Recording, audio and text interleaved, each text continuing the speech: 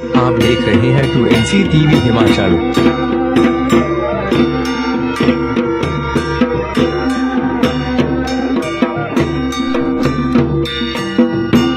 नमस्कार, मैं आज आपको एक ऐसी हकीकत की कहानी सुनाऊंगा जिसमें आप समझ पाएंगे कि जिन लोगों ने पीवीएमबी और बीएसएल नहर को बनाने के लिए अपने सेक्रीफाइस किए, अपनी ज़मीनें इस नहर को बनाने के लिए दी, आज 50 साल के बाद भी कुछ लोग इन ज़मीनों से आज भी महरूम हो गए, जबकि कानूनी तौर पर ये ज़मीनें उन्हें आज से 50 साल पहले ही मिल चुकी है। लेकिन इसे सरकार की अनभिज्ञता कहें या फिर उन लोगों के प्रति बीबीएमबी बोर्ड और सरकार का जो नज़रिया रहा वो नकारात्मक ही रहा, जिसकी वजह से आज 50 साल से इन ज़मीनों के लिए लोग तरस रहे हैं। अभी हाल ही में प्रदेश के मुख्यमंत्री सुखविंदर सुक्खू ने राजस्व विभाग को पुराने इंतकाल करने के लिए जो है एक मुहिम छेड़ी है। इस सरकार से अब लोगों को उम्मीद है कि उन्हें भी उनका हक मिल जाएगा, क्योंकि इनकी ज़मीनों के इंतकाल पेंडिंग्स पड़े हुए हैं और जैसे ही सरकार के आदेश हुए उसके बाद ये लोग आजकल इनके खेतों तक पहुंच गए हैं। इनके हक और हकूक़ों पर बातचीत होना शुरू हो गई है। इससे अब उम्मीद हुई है कि चलो कम से कम कुछ नहीं तो 50 साल के बाद, एक आधी शताब्दी के बाद इन्हें इनकी ज़मीन का हक मिल ही जाएगा। हालांकि अगर देखा जाए तो बीबीएमबी और बीएसएल की ज़मीनों पर कुछ ऐसे परिवारों के कब्जे हैं, मगर कानूनी तौर पर उन्हें आज तक मान्यता नहीं मिल पाई है। लेकिन सरकार की राजस्व विभाग को दिए गए इंस्ट्रक्शन के बाद इनकी ज़मीनों तक अब राजस्व विभाग जिस तरह से पहुंचा है, उससे उम्मीद है कि आधी शताब्दी के बाद इन्हें इनका हक मिल जाएगा। इसी कड़ी में हम आपसे उस परिवार, उन लोगों को भी रूबरू कराएंगे जो इस ज़मीनी लड़ाई को लड़ते लड़ते बूढ़े हो गए, जिनकी जवानी, जिनकी बचपन इसी उम्मीद से गुजरा कि उनके बुजुर्गों की ज़मीनें उन्हें मिल जाएगी।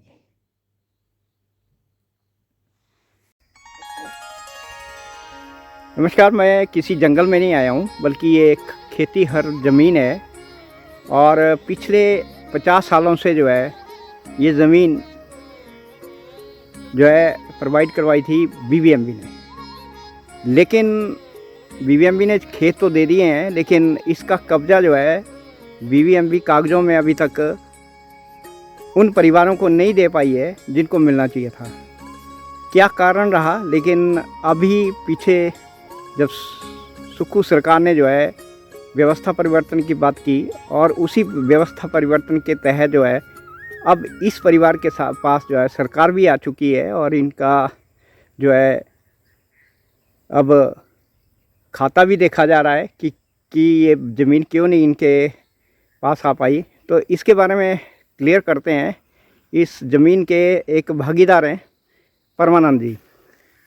परमानंद जी, आप ये बताइए कि ये ज़मीन आपको बीबीएमबी ने किस एवज में दी थी? सर ये हमारी ज़मीन ब्यास लिंक में गई है, ये 1964 में गई है। फिर वो तो गई, चलो उसको तो छोड़ दो, गई है। पर जब हमारी ज़मीन 72 में ले ली दोबारा, क्यों ली?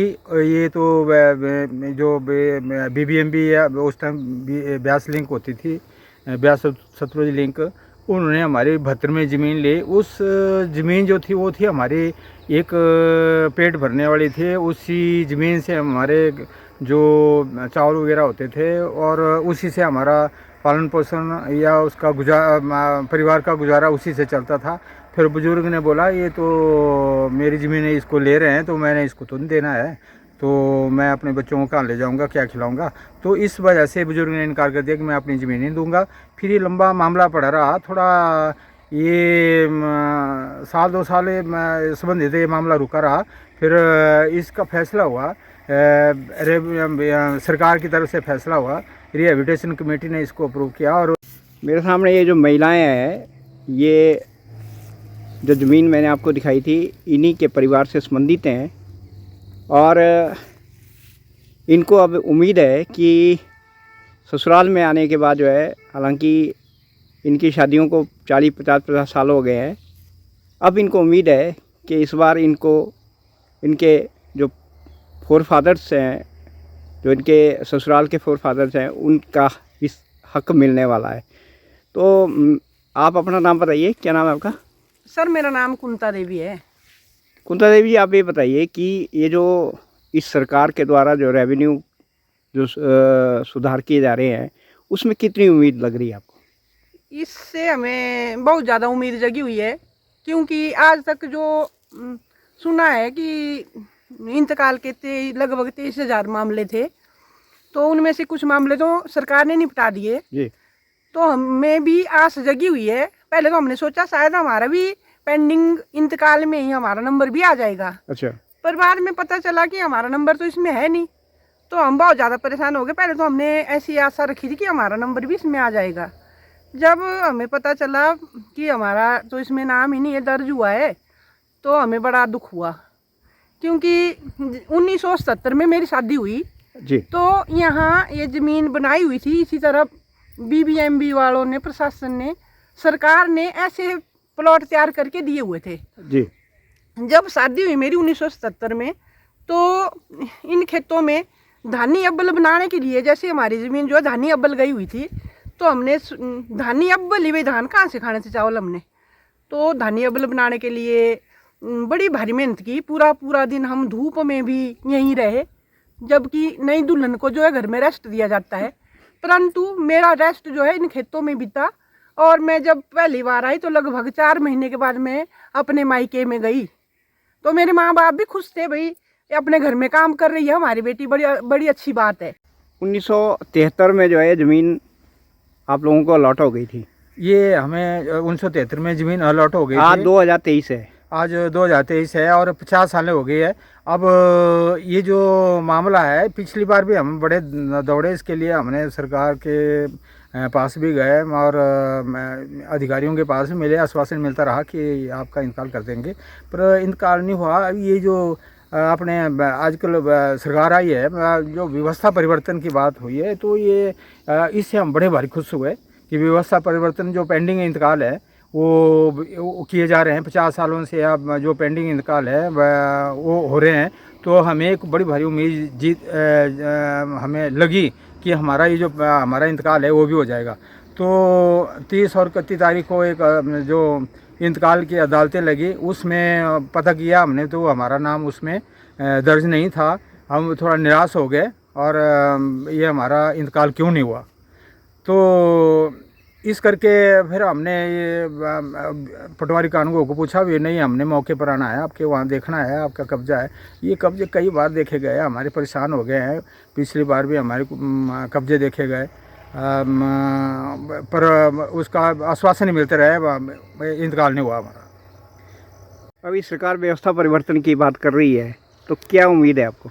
ये तो हम सरकार के बहुत धन्यवादी हैं कि और व्यवस्था परिवर्तन ये मुझे लग रहा है ऐसा जो हमारी किसान यूनियन है उन्होंने भी मामला हिमाचल प्रदेश के मुख्यमंत्री के पास से उठाया है और रेवेन्यू जो हमारे मिनिस्टर हैं नेगी जी उनके पास भी ये मामला उठाया है। तो ये उसमें लग रहा है उसी को ध्यान में रखते हुए किसान यूनियन जो उनके संबंधित जो हमारा मामला उठा है तो मैं किसान यूनियन का भी धन्यवाद करना चाहता हूँ कि आज जो है हमारे खेतों में ये जो अपने कानून पटवारी आए हैं वो देख रहे हैं कि ये किसका कब्जा है क्या है कितने सालों से है वो हमारे इसमें बयान वगैरह भी लिए गए हैं। तो हमें बड़ी उम्मीद हो रही है कि हमारा ये अभी जो हमारा पेंडिंग जो हमारा इंतकाल है ये होने की पूरी संभावना हम कर रहे हैं भाई हो जाएगा। ये तोहफा आपको अपने ससुराल से मिला हुआ है। हाँ जी। जबकि सरकार जब आप कागज़ आपके पास मिल जाएंगे हाँ जी। सरकार की तरफ से आपको ये तोहफा मिलेगा तो आप किसका इस तोहफे का क्या मानते हो कितना बड़ा मानते हो इसको? इस तोहफे का तो हमारे पास ऐसे शब्द ही नहीं है जो हम ऐसा कहें कि हमें बहुत ही खुशी होगी कि हमें जो है ये मालिकाना हक जो है 50 सालों के बाद लगभग 50 सालों के बाद मिला। इसके लिए हम सरकार का बहुत बहुत धन्यवाद करते हैं। माननीय मुख्यमंत्री जी जो कि गरीबों के हित के लिए जो कदम उठा रहे हैं उसके लिए हम बहुत बहुत धन्यवाद करते हैं, उनका आभार व्यक्त करते हैं और सदा सदा हम उनके ऋणी रहेंगे। अगर उन्होंने हमारे परिवार का जो है भरण पोषण वाले जो परिवार पालन पोषण करते हैं, इन खेतों से अनाज मिलता है, धान मिलते हैं और चावल खाते हैं हमारे परिवार। इसके अलावा हमारे पास और कोई भी ज़मीन नहीं है जहाँ से हम चावल उगा सके और अपने परिवार को पाल सके। अभी सरकार आपके खेत तक पहुंच गई है? हाँ जी, हाँ जी, पहुँच गई है जी। उनके धन्यवाद करते हैं, इनका धन्यवाद कर रहे हैं जो सरकार आज हमारे सामने बैठी हुई है। इनका हम बहुत बहुत आभार व्यक्त करते हैं। हमें आशा जगी हुई है और इन्होंने लट्ठे पे भी नक्शे देखे कि ये किसका नंबर है किसका नाम है। ये हमें बहुत आशा जगी हुई है, अब कुछ ना कुछ हो जाएगा। अभी सरकार ने व्यवस्था परिवर्तन की बात की है। हाँ जी। अगर आपकी ये व्यवस्था परिवर्तित हुई है तो आप मानते हैं कि सरकार कामयाब काम कर रही है? कामयाब तो कर रही है।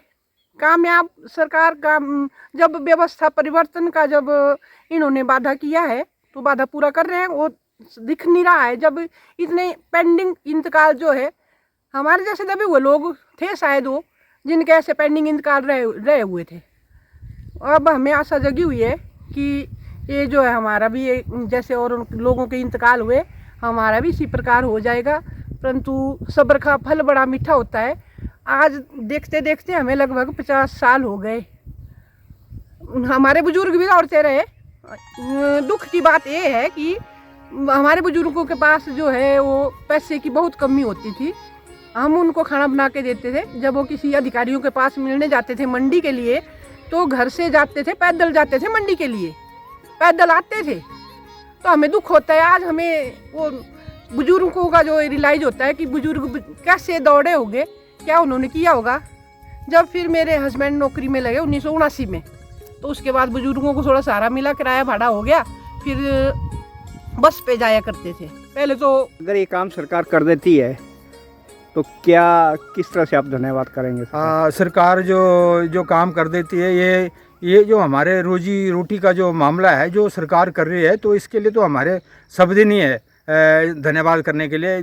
जो 50 साल से काम नहीं हो रहा है वो सरकार करेगी तो हम बड़े भारी धन्यवादी रहेंगे सरकार के। और ये जो हमारी ये जो समस्या थी तो अब ये कितनी हमारे दिल को चुभ रही थी, इसका हल सरकार कर रही है तो हम भूलने वाले नहीं हैं।